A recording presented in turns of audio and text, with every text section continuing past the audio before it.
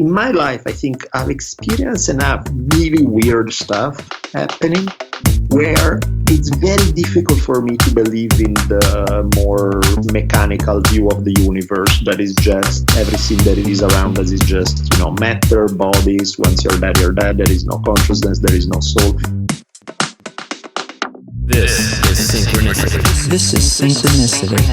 This is Synchronicity. This is Synchronicity.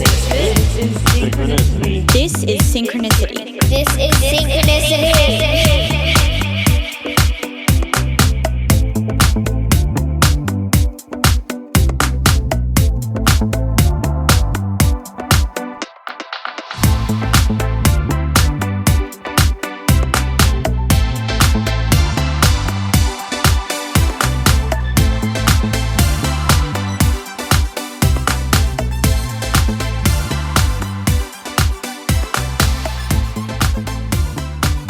Welcome to episode 66 of Synchronicity. My guest this week is Daniele Bolelli, and we're going to get to Daniele in just a second. Great episode, by the way. Daniele, super fucking cool guy. I'm dropping F-bombs in the first opening, so you know it's good. Quick, I'm moving, literally. As I'm recording this, when you hear this, I will have moved, but as I'm recording it, I'm getting ready to move tomorrow morning up to the Hudson Valley, so pardon this if this sounds rushed or like I'm kind of off kilter, because I totally am.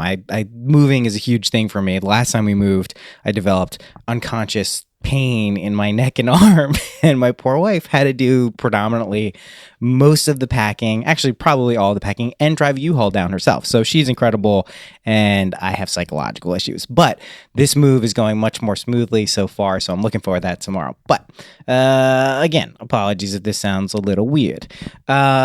Okay, thank you to everyone who, not even thank you, you guys know what's going on in the Facebook community, the Synchronicity Facebook group. You can join the group, syncpodcast.com. There's a menu item, Facebook community. I'll ask to join, I'll approve you. We're talking about cool stuff in there. One of the things we're talking about, or I'm talking about at least, is I just saw Arrival. Holy shit, that movie is incredible. I'm still processing it. Just if you're into anything regarding language, time, communication, it's just amazing. What a movie. Truthfully, Amy Adams also super awesome. Just incredible. Some of the deterministic or free will type explanation. So it was based off a book. It's called The Story of Your Life, I think by Ted Chang. I don't know how to say his name, but I'm going to get the short story because the movie is incredible. See Arrival if you haven't seen it. Hat tip to Michael Phillip from Third Eye Drops for recommending I see it like weeks ago. Finally got around to it. Really amazing. Still thinking about it. Yeah, but the Facebook group, it's really going well. Okay. Let's get to Daniele. Daniele's been on my radar for at least a few years. I first heard him on Duncan's podcast. He has his own podcast. He has two podcasts. Daniele does. There's The Drunken Taoist, which is awesome, kind of philosophical musings from Daniele. Then there's History on Fire, where he goes into real depth with historical figures and kind of things you might not have known. The most recently, he delved into Teddy Roosevelt. Really fascinating stuff. He's an incredibly interesting, really thoughtful, just cool dude. You will hear into a lot of things. We go over a bunch of stuff. But one of the reasons I finally got in contact with Daniele is, not to mention 5 people in the span of a week told me that Daniele personally knew them. Unprompted. So that's usually the synchronicity that I pay attention to. But also there's a book club. There's a book club starting in the Facebook group, by the way. It was inspired by another book club called Ascending Apes, which is run by Doug Noble, who's a great guy, and his buddy Jason Abbott, who's also a very cool guy. But one of the books we were reading in that book club was Not Afraid by Daniele Bolelli.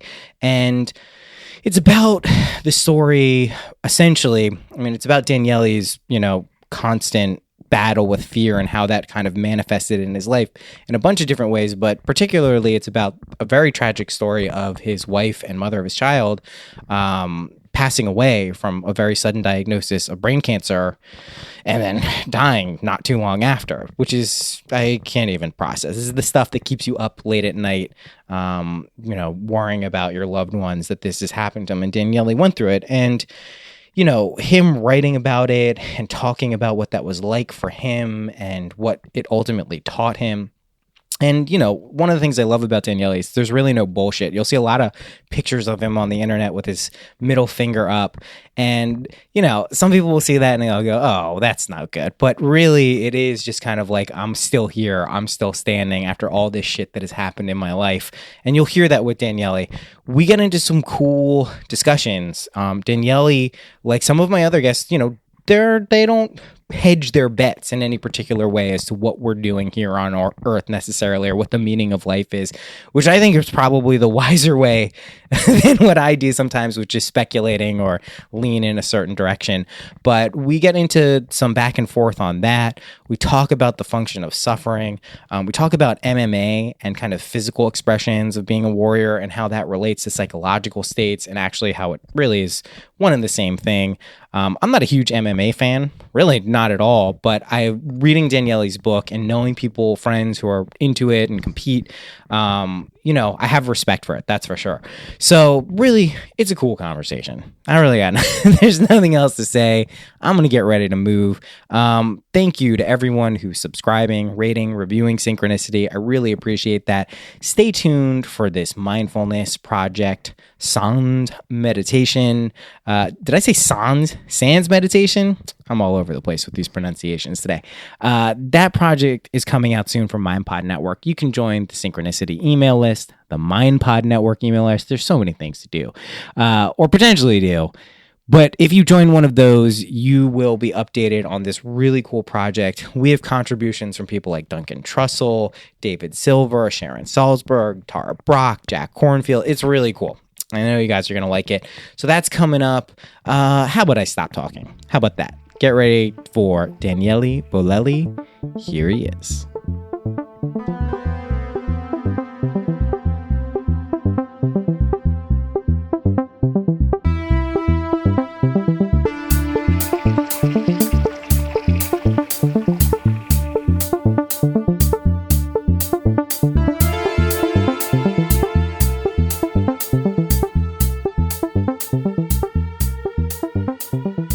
Thank you again for coming on. Super excited.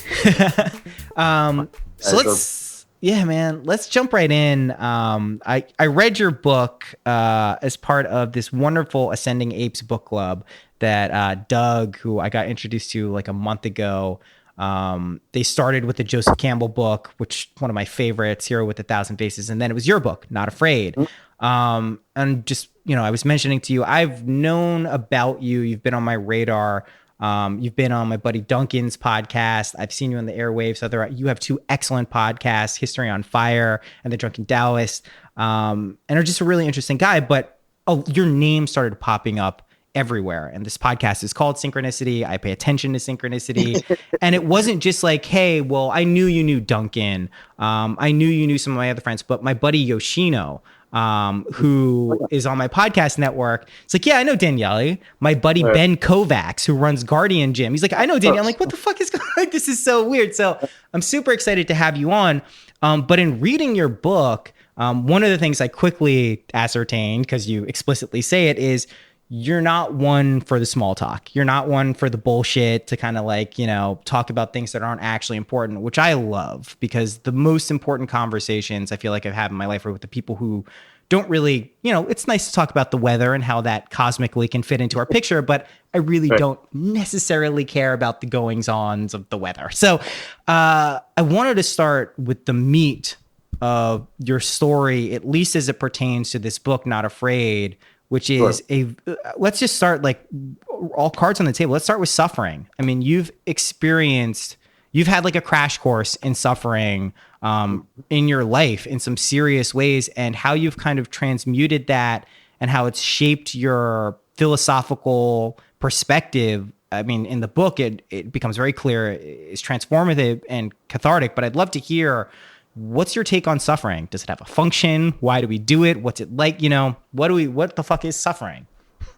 Well, I mean, one of the issues that sometimes I have with the self-help kind of books or even the Stoic philosophy, all good stuff, that's all good, right? Yeah. The issue that I have, though, is that too often it's packaged in a way as to skip a few steps along the way, where the idea is suffering, oh, be thankful, it's wonderful, it's an opportunity to grow, it's a wonderful thing that... And it's like, no, time out. There are things that happen in your life that are just flat out awful, period. There is no redeeming quality, there is no silver lining, there is no lesson, it just sucks, and you wish they didn't happen, period.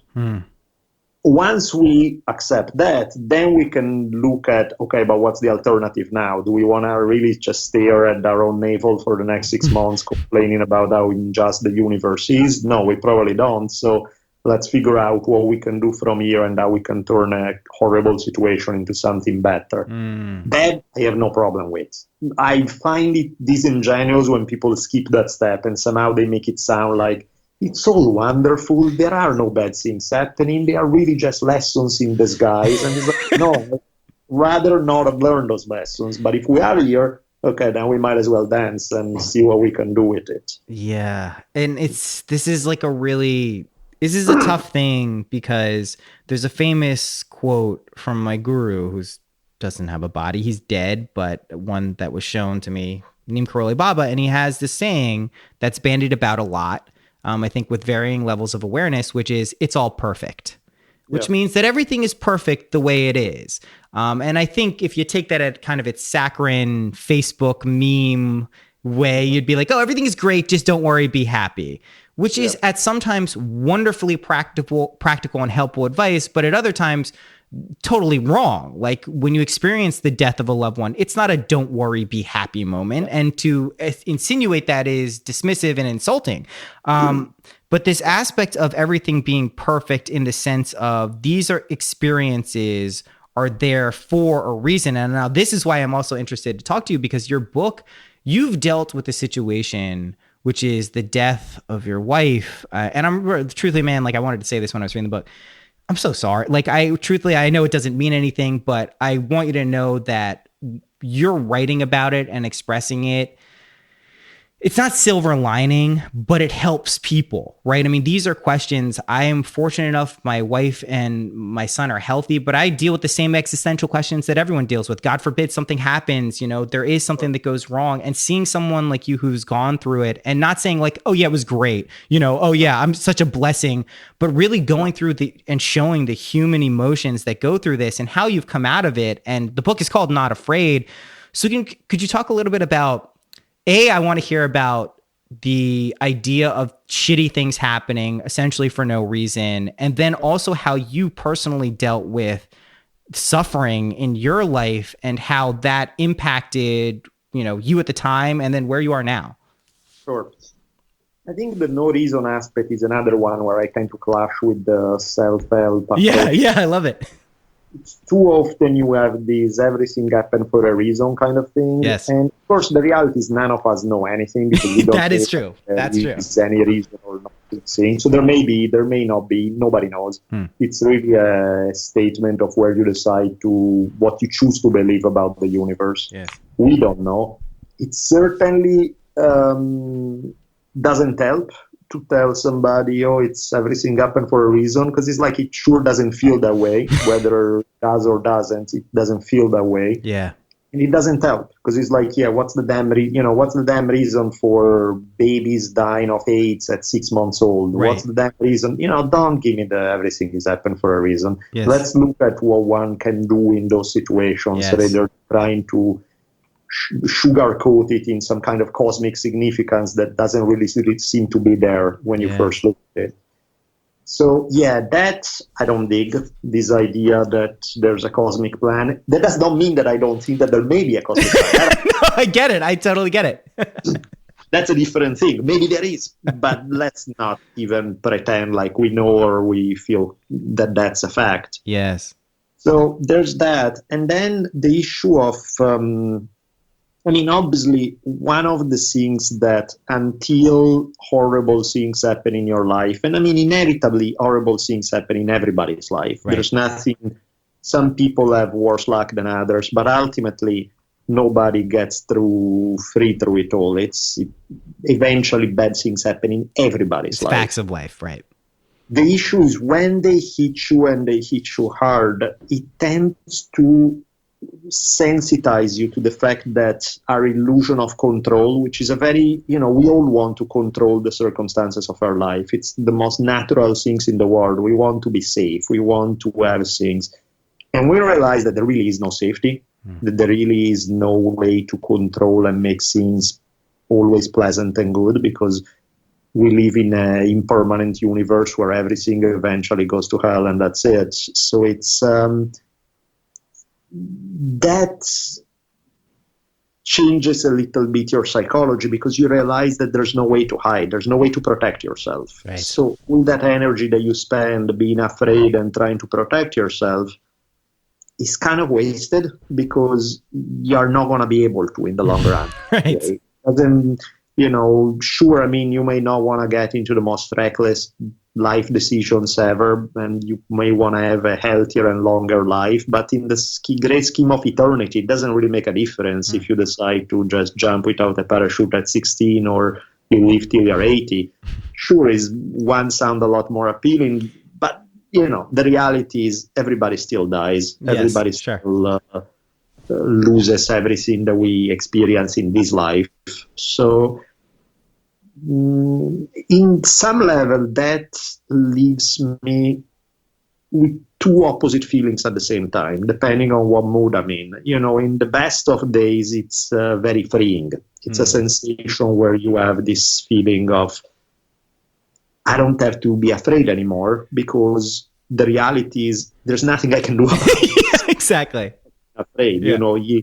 It's kind of the classic things of as kids, they tell you, don't worry, there is no monster under your bed, and that's the one that's supposed to reassure you. The reality is, no, there is a monster under your bed. It will come out, it will eat you, and that's how it is. So relax in the meantime. At least don't spoil until that happens, have fun.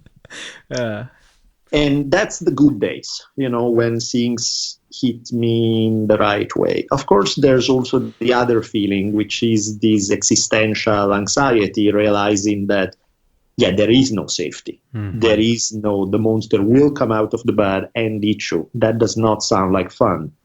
And so, of course, some days you can just say, well, nothing I can do about it, so might as well enjoy. Other days you go into, oh, damn, but then nothing I do is really meaningful. Nothing I do really gives me that happiness that I want, because ultimately we'll all be taken away. Yes. Both feelings are real. And it's kind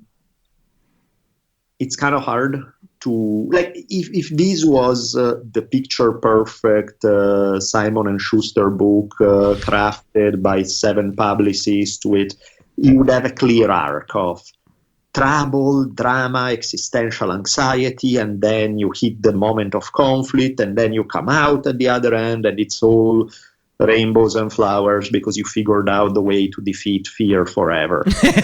Yeah. The reality is a bit messier than that, because it's not that there isn't some of that, in the sense that there are some things that you learn that do transform, but it's a lot more of a schizophrenic feeling that you go from point A to point B in this clear line. Yeah. A lot back and forth on a daily level. Some days I am there, and it feels there's a sense of tremendous freedom. Other days, existential anxiety creeps back in. Yes. Particularly, the more your life is going well, the more it creeps back in. So because your life is going up, you have nothing to lose. You know what I mean? So it's easier to be free in that scenario, because it's like, what else are you going to take away from me? It's something I've heard Duncan talk about quite a bit too. He deals with, guilt sometimes, or when things are going really well, he worries immediately after what's going to, ruin this situation. And this is an anxiety that I think a lot of people deal with. Myself, when I encounter that, a natural antidote that I found combats it very well is just cultivating as much gratitude as you can for it's really hard to stay in that mind state when you can. Now, I do want to delve really deep into this because I also heard a conversation you had with Corey Allen about kind of this existential dread. And it was in an oscillating time when you were on the side where this is really a real thing. And this is this concept of, well, really, it's the idea of concepts, of holding on to a way of things that you believe that they are to kind of buffer you from the cold, hard reality of the world, which is this not knowingness, right? And this is one of I've said it a million times on this podcast. One of my favorite quotes is Chogyam Trungpa's, which is, the bad news is you're falling through the air with no parachute, nothing to hang on to. The good news is there's no ground. So that is exactly what you just described.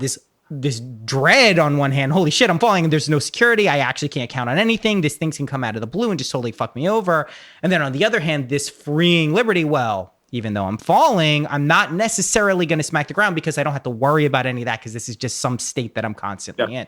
So this is a really interesting opportunity because, and I love hearing where people are at in relation to concepts like death, life, suffering, because it gives me something to bounce my own ideas and really test them and see if they are solid or just a little game I'm playing with myself. So I tend to believe, I would hope in the least wishy-washy and new agey way possible, that bad things exist for a reason, right? And this is, and I really do relish the opportunity, and I'm appreciative and grateful to talk to someone with like you who's dealt with like this. I'm not saying this to someone who's everyone in life. Like, good things happen for a reason. You now can see it like, well, no, fuck no, that's not true. Like, I dealt with like one of the worst things someone can deal with. So don't tell me that. So here's my reasoning. And I don't have, like you said, knowledge of the way the universe works. And a lot of people ask the question, well, why did babies die?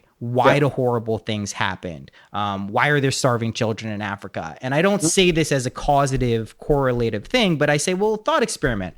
Let's say Donald Trump's cabinet and all of these people he's appointing. Let's say the law of karma says sometimes down the line in the wheel of samsaric existence, of illusory existence, he's got to reap what he sowed. And he comes back in some situation where it's just a hell realm. He's stuck in this hell realm. How that answers the question and how that applies to someone like your wife, that's not even close to an acceptable answer. But how it fits into maybe the eternal karma of the planet, how you going through that experience. I mean, how many lights do you think you've turned on for people around the world through your experiences? And it's not something anyone would elect to choose, right? But I do believe things happen for a reason. Now, the reason I bring this up is this potentially is my buffer for existential dread. This could be my conception of the universe that says, hey, you're too chicken shit to actually deal with. You have no fucking idea. So I asked this. These are my theories. Now, I'll give you some insight into how I come to these things. It's not me thinking it, reading it, saying, oh, well, that seems nice. That sounds nice. I've had very deep psychological, psychedelic experiences, some that I didn't come back from for months at a time, living in a permanent psychedelic state long after the drugs had left my system. And I feel, truthfully, deep in my being, I came into those contact with these states of being in other realms, whether it's inside, it's endogenous, or somewhere else, that feel very tangible. And I can't, it's like the artist calling, right? It's like if you have a calling to write, make music, paint, and you try to do anything else, that shit is going to constantly be there inside of you saying, no, you got to do this, you got to do this, you got to do this. So that's where my quote unquote faith comes from in this worldview. I'm curious as to when you bounce that off your kind of, system, funnel it through you, where that sits and what kind of the flaws or holes you see in that really, well, that's not my experience. So I can't say that's the way I feel. Right. Yeah, I think it's the way, because you're right. I mean, of course, nobody knows. And we're thinking into things that we're trying to find some answers when we don't. Right. But that does not mean that we don't, like you're saying, have some experiences that do give us an inkling to go more one way than another. Right. In my life, I think I've experienced enough really weird stuff happening where it's very difficult for me to believe in the more hardcore science, mechanical view of the universe that is just everything that is around us is just, matter, bodies. Once you're dead, you're dead. There is no consciousness. There is no soul. Now, I have no idea what the hell even does it mean to have a soul. I don't know what something where you have no memory of previous lives, not the same body. What does that even... But I do get the feeling through experiences that there are too many things that don't add up, that don't, or rather that add up pointing in a different direction, where there are things that happen that are like, look, we can play this game 500,000 times and there's no way that these things would happen purely by coincidence, So enough of those things have happened to make me feel that there's more to it. And that gives me hope. That does make me feel good. What that means, of course, I don't know it. I don't know, karma, reincarnation. I have zero idea what that means. But I do have the distinct feeling that there's more to it than purely physical reality. Yeah, I mean, I also believe that. I also... I've been writing a lot recently as part of, I'm developing a course on creativity, and part of this process is actually me having to figure out how to fucking create a course on creativity. I have to be creative. And as I'm doing this, I'm playing through kind of these connections I've made throughout my life, or little recurring themes that I haven't even noticed. And I'm sure anyone who writes knows this. When you start writing, things comes out you may not actually even know was in there. And one of these things, which I did know, is this connection between the inner and the outer, right? How inner states of mind and transformations and processes, the connection between those and the external world that we perceive with our senses. And the more I've delved into that, the more I've read about it, the more I've experienced it, it seems to be, it is like an exponentially increasing, like it's like the more attention you focus on this stuff, the more you can kind of see the connection between it. And what you were saying, this hope that comes, and you can't actually see it and we can't know, but we can kind of maybe flesh out the analogy the metaphor that I'm using now. I use it with meditation, but I think it applies to us trying to understand the ineffable and the ethereal and the things we can't actually perceive with our senses. It's like the wind, right? If you're looking from inside of your house at the trees and they're moving, you can't actually see the wind, but you can see the effect of the wind blowing the tree, so you know it's there, right? So these are these like synchronicities and these kind of magical things that cross the boundary from logic to magic. So I also agree that they exist. I play the game probably more than I should of trying to propose theories as to what these things mean and what our relationships are them. I'm confident, like you, that it exists. I also truthfully, fundamentally believe where we are culturally in time, and time is a very fun concept to discuss in a lot of ways too. I feel like we're at this point where this connection between inner and outer, whether people realize it or not, is now beginning to manifest much more quickly than I think a lot of the world is prepared to deal with. And we see this all over the place, individually, collectively, societally. And this then, right, it's great to talk about these things and we can intellectually masturbate about them forever. But then another thing I love about your writing and what I've learned about you is it's always about bringing it back to the practical. Well, what the fuck do we do now? Now that we know these things are happening, how do we practically use this information to develop something to move forward? So I'd be curious, what have you been noticing in your life and out there in the cultural world going on over, say, let's say the past 5, 10, 15 years? And where do you think we are now? I mean, you're a philosopher, right? Like what is the outlook or prognosis, or what do you think we can do as individuals and collectively to kind of navigate this situation?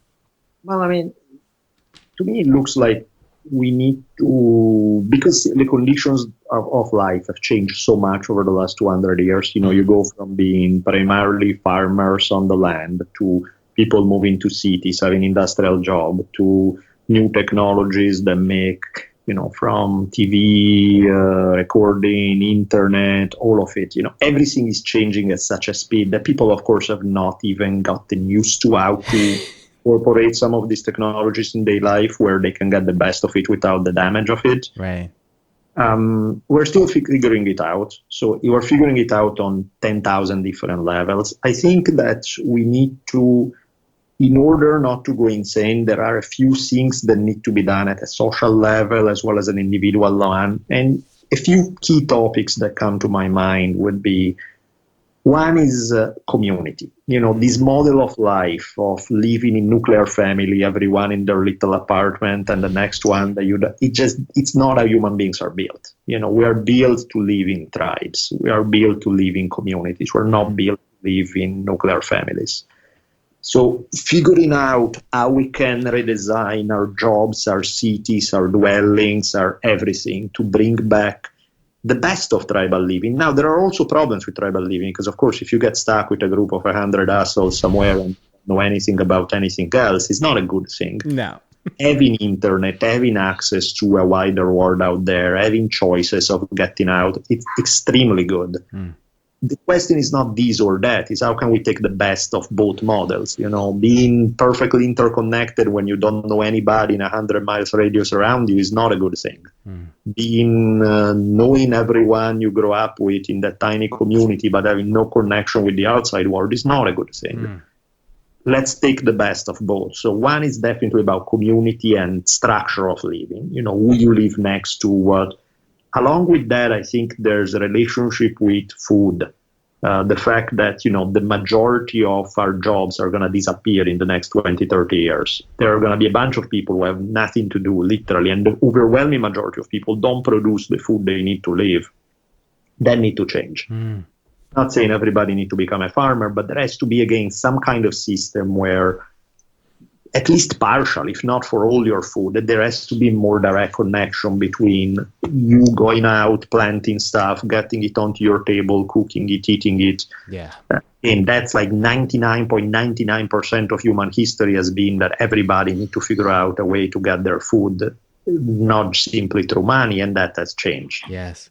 So that's another big one. Of course, along with that, relationship with the environment, because none of this stuff matters if you're poisoning the very conditions that make life possible.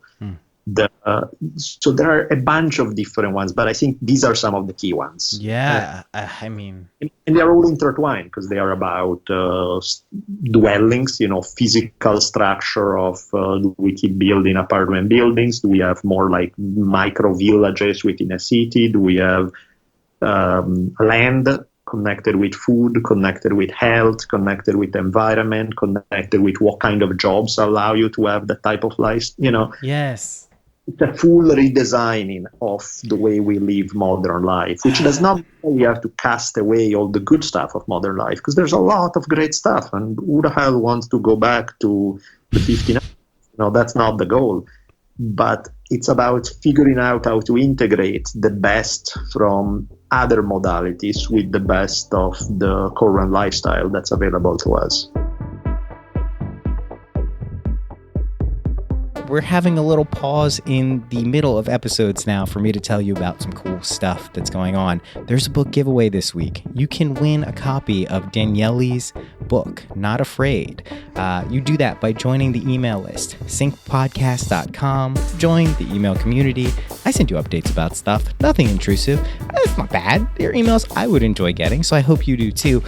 Join that. You can win every book contest in the future. So if you're listening to this and it's far in the future, if you sign up now, you still have the opportunity to win the next book giveaway contest. Okay, stopping here. Back to the episode. Bye-bye.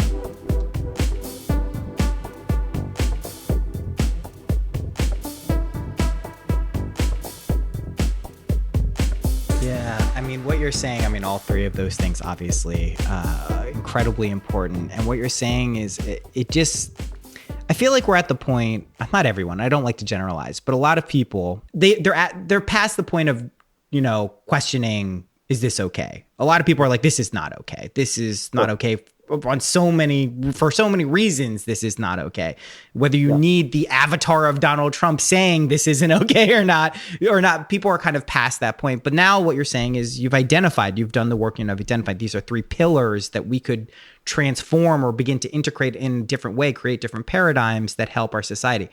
What I find fascinating, and you mentioned the job stuff too, is across the board, this really started kicking off as part of my freelance career doing like digital community stuff, but especially with podcasting, and I'm sure you can relate to this, is I've connected over the past year or 2 years with so many people from so many different places around the world in life who are all keying in to these same principles, these localized, whether exclusively digital, oftentimes not. There's a huge local physical meeting space component to it. Communities, these salon-like festivals where people share ideas and mix media and even technology and ways of trying to better the planet.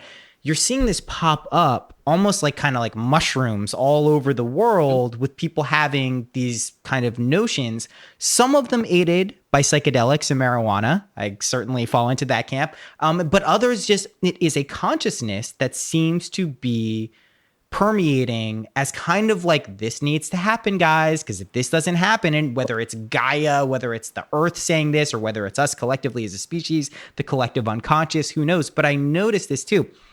What's very interesting, I think, where we are historically is we're like right in the middle of this transition period. So there's people like you and me and many other people listening who are like, okay, I'm ready to kind of stop playing the game. Or maybe not, maybe it's not even a conscious decision. Maybe it's just like every sign has told you, you're not able to play this game.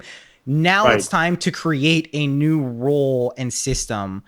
10 years ago when I graduated music college, I knew that the future would be in large part created by creative professionals. That became very clear. Just the people who needed those resources and skills to sustain on the internet, the models from the music industry to the publishing world for books, like everything, they're crumbling, whether people realize it or not. So I saw that was going to happen, but now I'm seeing people successfully doing it. So I'd love to talk to you. I'm super excited to talk to you about this.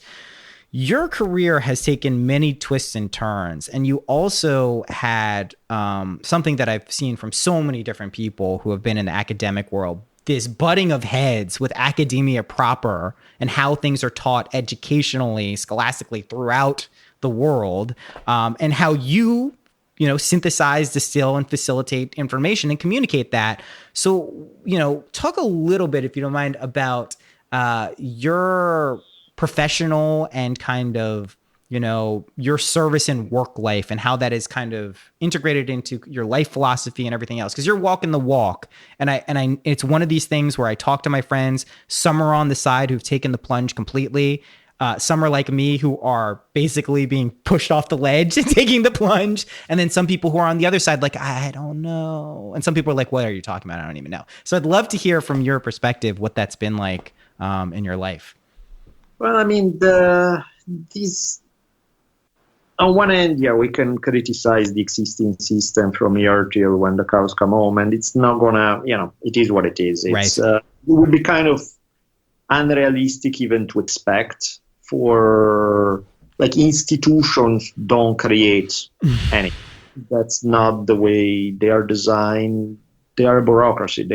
No creative thoughts are to be found there.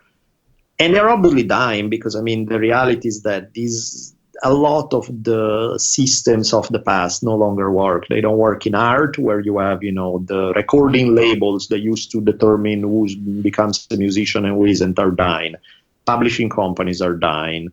All that traditional system is disappearing. The academic system is more and more ridiculous to a point where, of course, it's going to change one way or another, because you can't have something that's a college degrees that is worth less and less every day, just in terms of what you can do with one, and it costs more and more every day.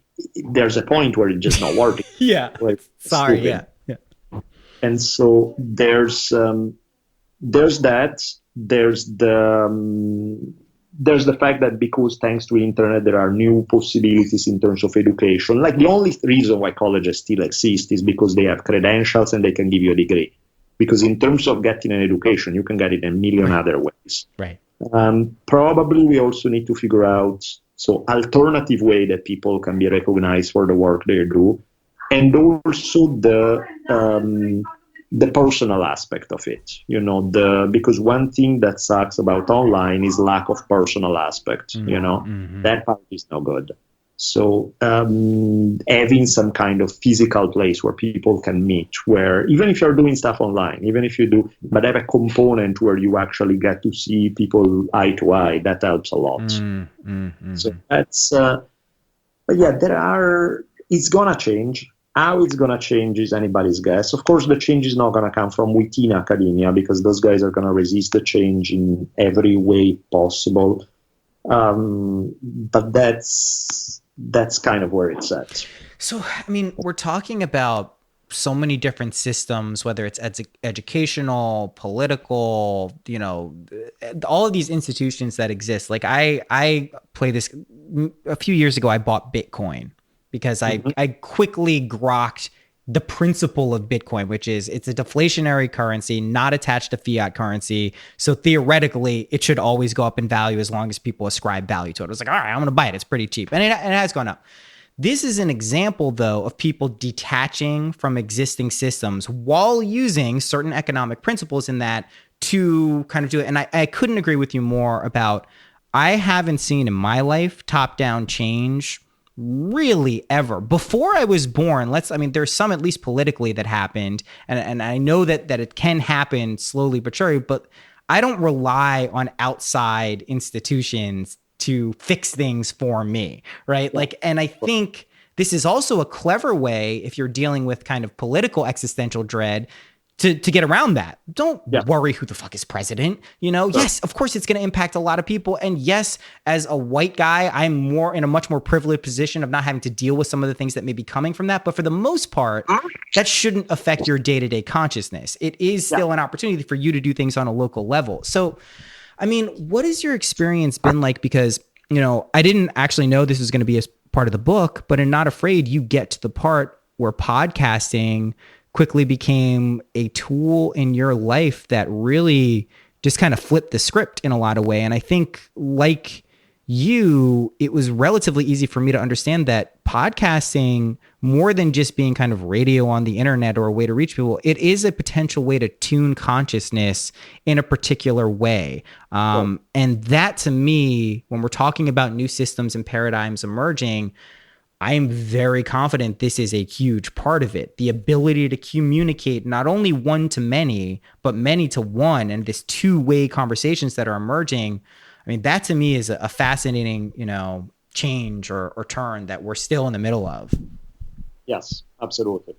No, and I think that's part of the issue here, is that all of these tools are completely new. They really been, think about podcasting. It's like, 10 years or something that the whole thing is, and most of them are not even that old.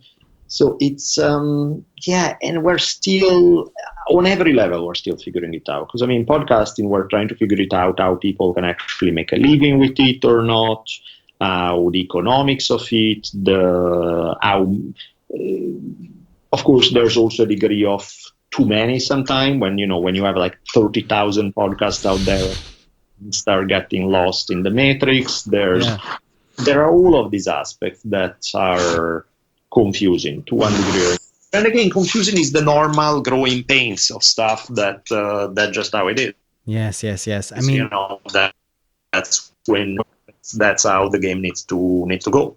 Yeah. I mean, I find it's interesting to be playing the game, so to speak, as it's emerging, but that's our lot. And I truthfully think that's probably how it is for everyone, regardless of time, even though it feels so hyper accelerated because of technology. I think that is just how life goes. It's interesting, though, when I speak to people who are older than me, significantly older, a few decades older than me, I asked them, I'm like, do you remember when you were my age, did life seem to be moving at this rapidity, at this pace?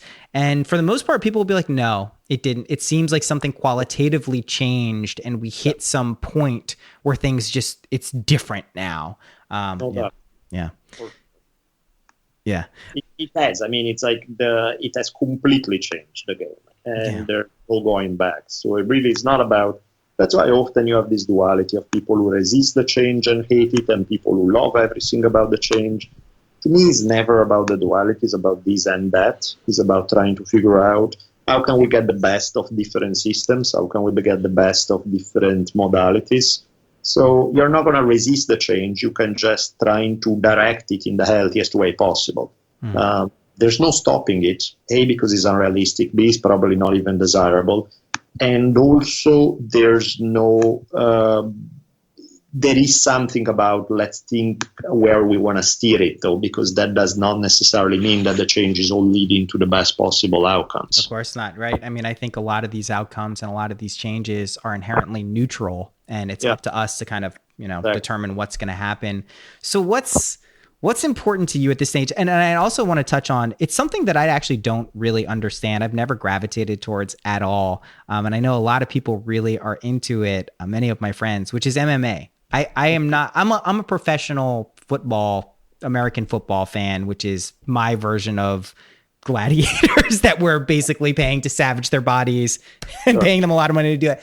I can appreciate on many levels the sport and art. I also have been fortunate enough to have friends who are deep into the MMA, Brazilian Jiu-Jitsu, a lot of these things. And I've seen how it's not how I used to think, just some brutal, savage, beating people up thing, but there really is a philosophy and a mindfulness aspect, a mind training aspect, which is the core, it seems, of what this is, rather than the visible actual fighting aspect. So I'd love to hear, because you talk about it in your book, Not Afraid, but this is your arena to prove, to combat your pussiness. Like in mine, I don't even go out there to prove that. I'm just like, I'm a pussy. It is what it is. So I'd love to hear the connection, because I think you've so eloquently written and spoken about it. But for my listeners, who I don't know how many MMA fans there are, I'm sure there's a few, but for people who don't necessarily get the connection between the mind, body, spirit thing.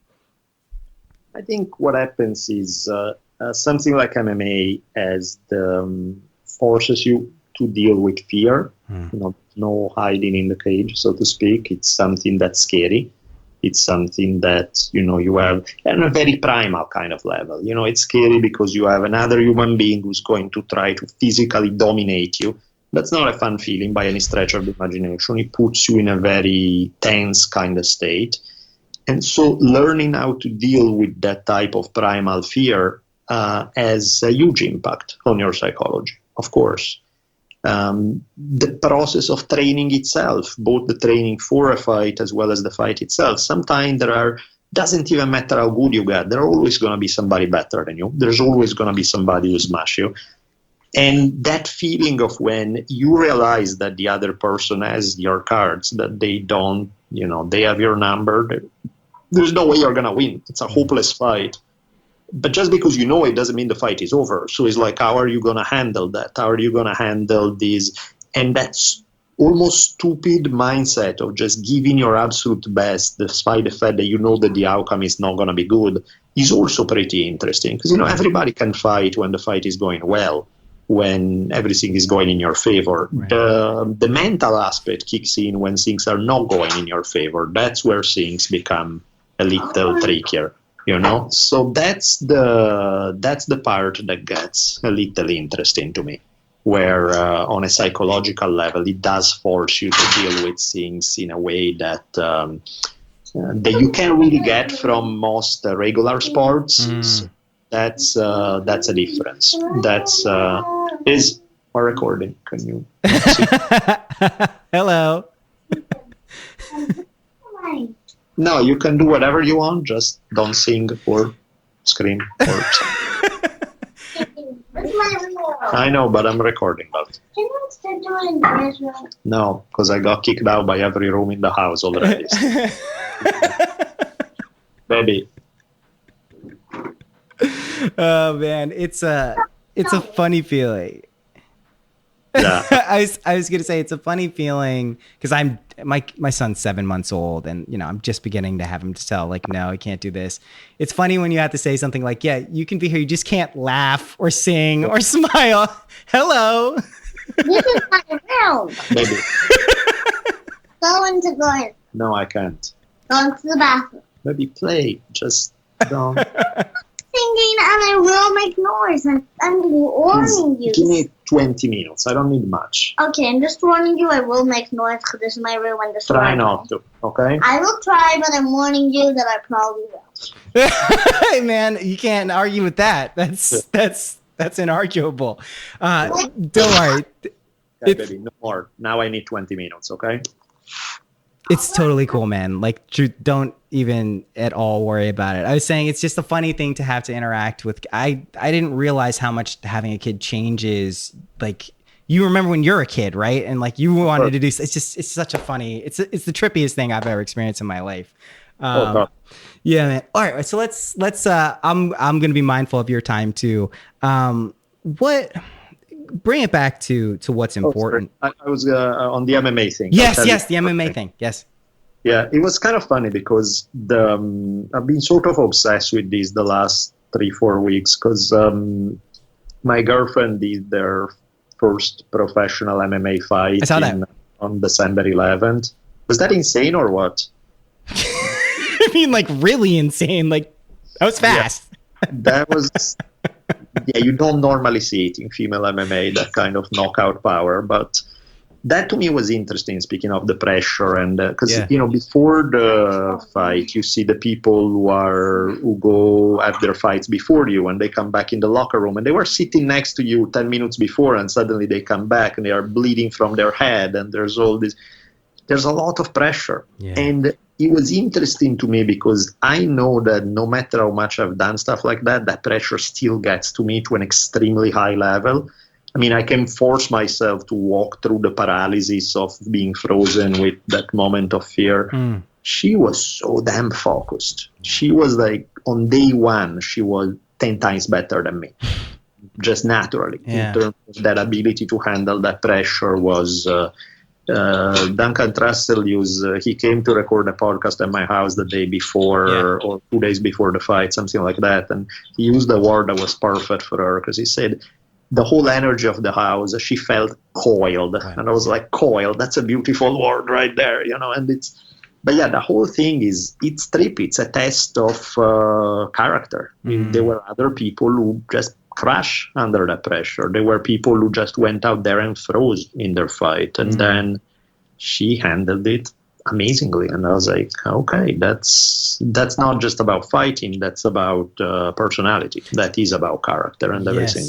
Yes. I mean, I think what it brings out in the physicality of something like that, it brings out what the inherent character is. I mean, I think, unfortunately, I know what my character would be in that situation, which is, I'm not doing it. I'm probably going to, but I will say this, as I've incorporated more just like physical exercise and training in my life, the connection between the mind and the body is something that I think intellectually I like to pretend I understand, but until I experienced something that you actually wrote about in the book too, which is I was dealing with I had this unconscious pain in my neck that I literally couldn't. I went to the doctor. They said, what? It's a herniated disc. Take this blah blah blah blah. Take these steroids. It didn't go away. 3 people within 3 days told me to read Dr. Sarno's book. I read the book. I experienced what, he said a very small percentage of people will experience, which is essentially when you start reading about it, the pain will start to move around. Sure enough, it started bouncing around my entire body. As I'm reading it, I'm like, okay, now I'm freaked out. Now I'm really losing my fucking mind. But there is this connection. My word, my focus, this is my word for 2017. I don't like to be too mushy with the resolutions and time and all that, but focus and discipline, those things when applied to whether it's your mind, your body, your spirit, those things pay dividends. Those are the things that time after time, if you show up, whatever it is you're doing, whether it's a creative practice, whether it's training for an MMA fight, whether it's, just spending time with your family, whatever it is, you will develop those skills and a capacity that makes you a functional and even exceptional person at that. And I get it. And I'm starting to understand the beauty behind kind of the savagery of what you see with these fights, which I never understood before because all I'm seeing is just, people beating each other up. But now it's a beautiful thing. And I'm starting to get it. And it's pretty cool. Yeah, I think really it's about, I mean, all sports to me is not about the sport. Is who cares whether you throw a ball in a basket or not. Yeah. None of that is important. It's about, to me, is about character. And, character shows up in every other way in life, but is less ritualized.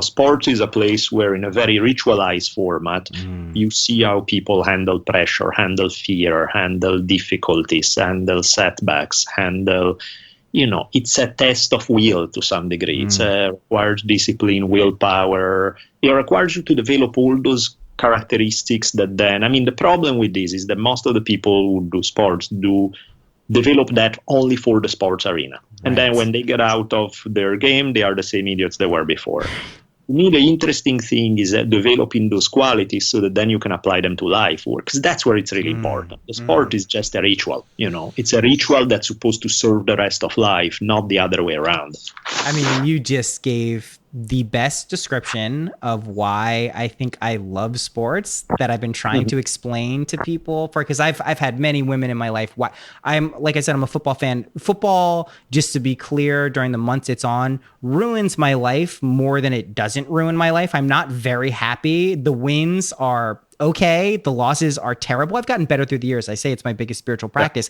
but what you're describing, that ritualized aspect, it's so accurate, man. That's fucking brilliant. Also, the other thing about sports, which I find very interesting, is how easy during athletic competition one can enter into a flow state, which is really, that's what everyone is trying to enter in any professional capacity, whether artistically or athletically. Like that flow state, being in the zone, that's where most people first hear or heard about that state. Michael Jordan's in the zone. He's in some preternatural, amazing, altered state of mind. So there is this connection, which I'm beginning to appreciate more and more as I get older. And I think also as my body, I'm not old, but like as it begins to not function the same way that it once did 10, 15 years ago, it really is kind of crystallizing that. So I have a few more questions. And like, honestly, man, like I hope we get to meet in person someday, because I just truly, I'm very impressed with you. And so many of my friends speak so highly of you.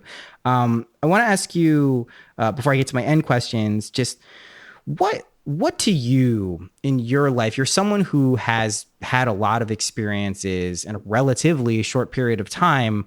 What's important to you when you wake up in the morning? What are the things that you think we could or should be focusing on that can make our lives more meaningful and the lives of those around us, filled with good stuff? To me, everything is about making, the whole point of anything one does should be about elevating the quality of life.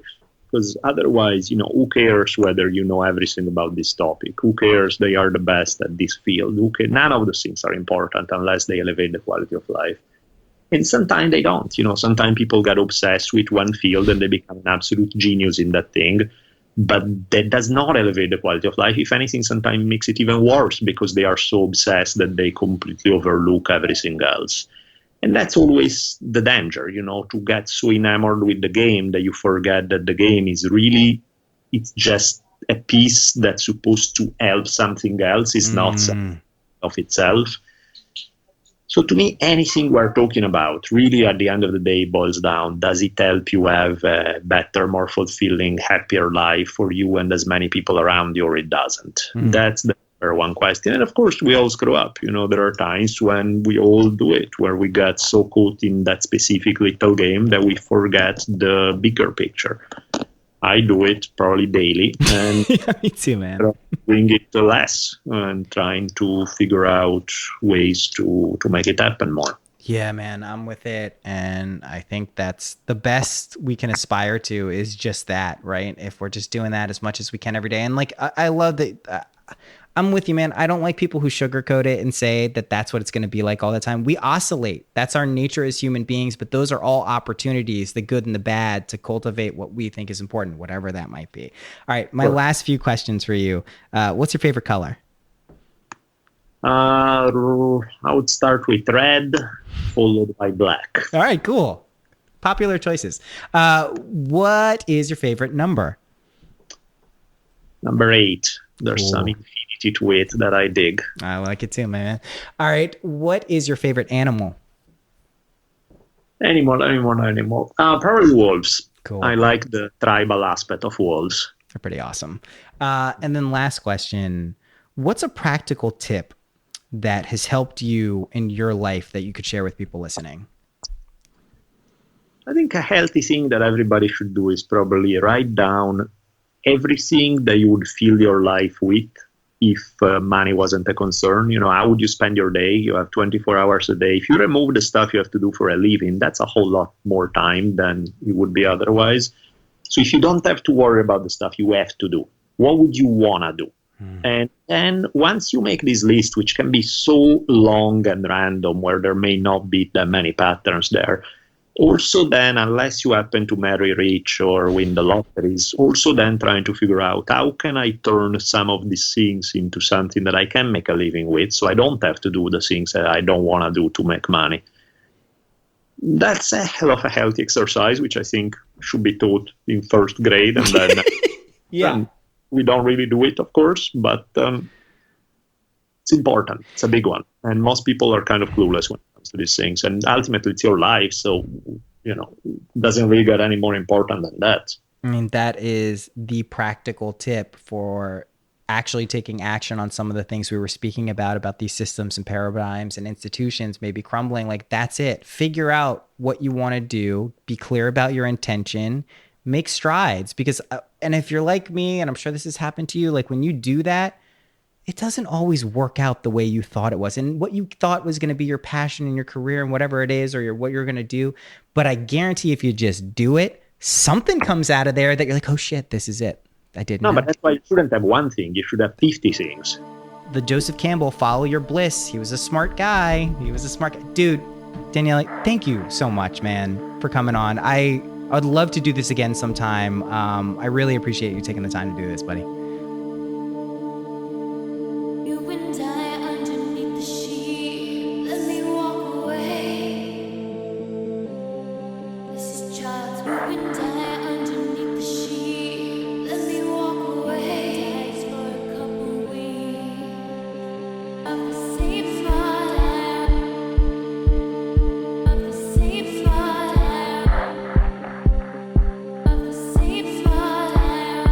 Same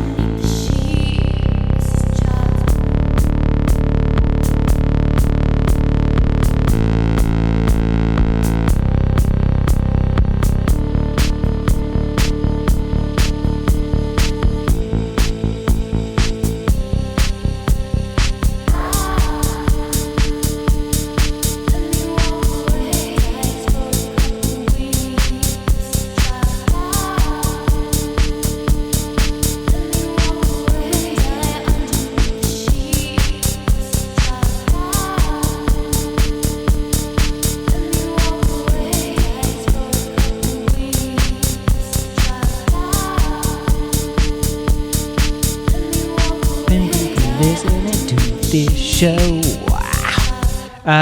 Thank you, Daniele. Like I said, really cool dude. Check out his podcast, The Drunken Taoist, History on Fire. Tune into him. He's has tons of other podcast appearances. His book, Not Afraid, that's this week's book giveaway. If you're listening to this point, you probably like him. Get his book, or join, or get on the Synchronicity community email list. I send out updates about the show. You can win a book in perpetuity. I like saying that word, perpetuity. It's very fun. I highly recommend you try it. So yeah, if you want to do that, I'm giving away that week. Gonna give that away next week. Wish me luck. Send prayers, good vibes, happiness in the move. By the time you're listening to this, it's likely the move will have already happened, but time isn't linear. So if you're really thinking about it and sending those things, it'll actually have already had an influence on the move itself. That's pretty awesome. So please do that whenever you're hearing this, because you'll make the move go better even if it already happened. So it's a paradox. Don't worry about it.